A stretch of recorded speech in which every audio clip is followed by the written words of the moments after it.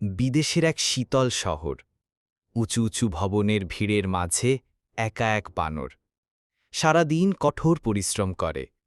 সকাল থেকে রাত, হাতে দস্তানা, মুখে ক্লান্তি, তবুও কাজ থামে না। টাকা জমছে ঠিকই, কিন্তু বুকের ভেতরে প্রতিদিন জমে উঠছে বাড়ির জন্য অদ্ভুত এক শূন্যতা। রাতগুলোতে খালি ঘরের কোণে বসে সে ফোনের পুরনো ছবিগুলো দেখত।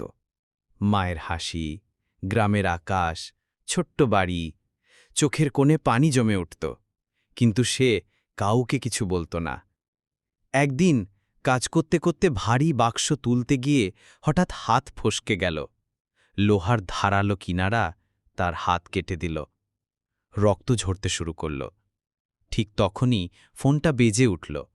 স্ক্রিনে মায়ের নাম। হৃৎপিণ্ড ক্ষিপে উঠল, কিন্তু কল রিসিভ করতেই সে মুখে হাসি ফুটিয়ে বলল, হ্যালো মা, আমি খুব ভালো আছি, একদম চিন্তা করো না। মা দূর থেকে বললেন, তুই খুশি থাকলেই আমি খুশি রে বাবা।